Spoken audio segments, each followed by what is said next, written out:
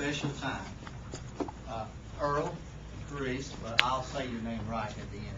Okay? Right there. Their family, as you can see, has come. And everybody's busy nowadays. You know that? I mean, so if you've taken the time to come and share in the joy of them renewing their vows, thank you. That was very, very nice of you to make that extra effort to put it in your schedule right there. Okay? That said, how long have y'all been married? 20 years. And they come today to renew the vows. Okay? Now, I'm just going to go through my thing. I'm going to need for you to stand over here, and Earl, you're right over here. I'm going to have you switch places right there. Okay? All right? And we come today to share in the joy of joining two hearts and two lives in the holy state of matrimony. Right there. Now, Earl, God has given wonderful instructions that the husband is to love his wife as Christ loved the church and gave himself for it. So that means a couple of things, okay? One is Christ prays for the church. It's your job to be the spiritual leader in the home. It's a wonderful, wonderful priority, and do not give it away to someone else, all right? Not only does Christ pray for the church, but Christ provides for the church, okay? As you already realize, you have for some time, your responsibility is to make sure that your family's taken care of right there. And in the cold weather, being a roofer, you know you do a good job. You do indeed. All right? And then, Christ protects the church, and your job is to protect Grace. And just not the physical sense, but her emotional needs, her physical needs, her social needs, all come under that umbrella of your protection. Okay? Now, as the church is submissive to Christ, so the woman is to be submissive to her husband.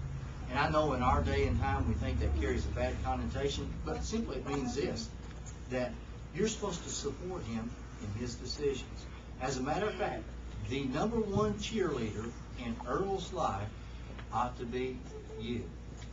And though I speak from experience, we men, though it be rare, we don't always make the right decision right there. I said rare, okay?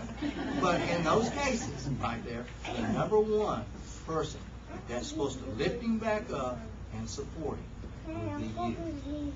And if husband and wife do these or have these priorities in their life and are practicing, then it cuts out all the rest right there from taking place. Now, having said that, let me tell you something that might shock a lot of you, especially you young people, okay? As strange as it may sound, love will not keep this marriage together. As strange as that may sound, love does not keep a marriage together. A commitment to your vows that you take to the Almighty. Because sometimes in marriage, that wonderful feeling of love grows a little weak. And sad to say, in some marriages, it's absent altogether.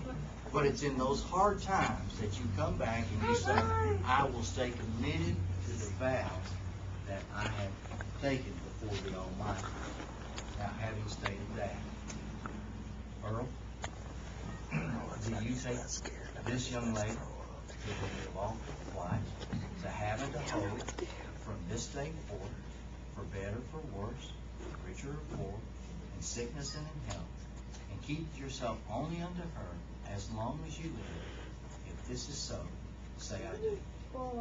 I do. Do you take Earl for the husband, to have and to hope from this day, better for worse, richer or poor, in sickness and in health, and keep thyself unto him alone, as long as you both shall live? Will you say, I do? Now, blessed is that marriage that has daily tokens of your love. Every marriage needs it, no matter how small that token is. Whether it's getting somebody a cup of coffee early in the morning, or whether warming up somebody's car early in the morning, just little bitty tokens of that love. Now today that token is going to be the ring, okay? And y'all have, and the ring is made of precious metal. May your love always be precious in your sight. And the ring being a continuous circle and having no end, may your love one for another never have. That being said, I pronounce you once again, Mr. and Mrs. Spark. Give her some coal.